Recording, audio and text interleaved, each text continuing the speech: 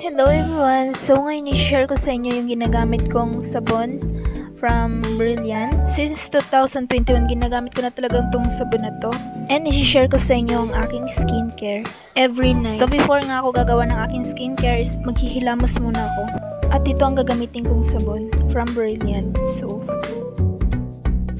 So ayun nga, tapos na nga ako maghilamos. At tingnan nyo naman guys, pupunasan ko lang siya ng tissue guys.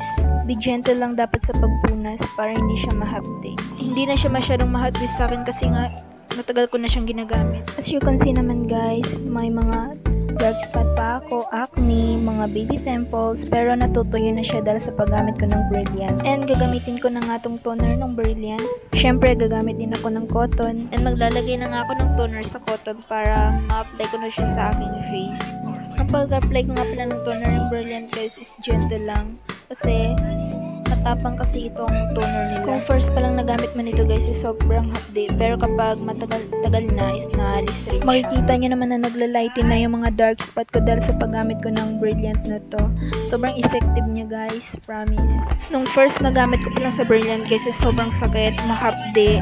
Kaya sabi nga ng ate ko is tiis ganda. And gagamit na nga ako ng moisturizer. Itong moisturizer na pala to guys is sobrang gandang i-apply sa face. Napaka-smooth niya. Nung last year nga, sobrang dami ng pimples ko. Daming dark spot, acne. Kasi nag-stop na ako gumamit ng Brilliant. And napaisip ako, dumadami na talaga yung baby pimples ko, dark spot, acne. And bumalik ako sa Brilliant. And ayun nga, back to uno. Pag first time, sobrang hapdi. Tapos nagbabalot ka talaga. Then nagkakasugat na yung gilid ng lips mo. Pero kapag nagtiis ka talaga, sobrang worth it talaga. At ayun nga, i-wait ko na lang matuyo yung moisturizer. Maghihintay nga ako ng 1 minutes or 2 minutes bago siya matuyo. As you can see naman guys, naglalighten na yung mga dark spot ko. And naalis na yung mga baby pimples ko dyan. Hanggang sa naging maasim na kuto. So ayun na nga, natuyo na. And mag-apply na nga pala ako ng topical cream. By the way guys, anti-acne siya.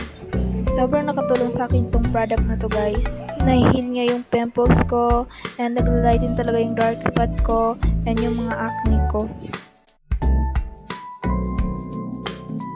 And ito nga pala yung face ko before guys. Sobrang daming dark spot, pimples. And ayan nga, tuluyan na siyang nag-heal dahil sa paggamit ko ng Brilliant. Sobrang satisfied guys. Kasi makikita nyo naman before and after, makikita mo yung improvement. Sa mga gustong gumamit ng Brilliant guys, i-try nyo na, promise sa una lang masakit. Pero kapag tumagal is maalis rin siya. And gagamitin ko din tong Vaseline guys.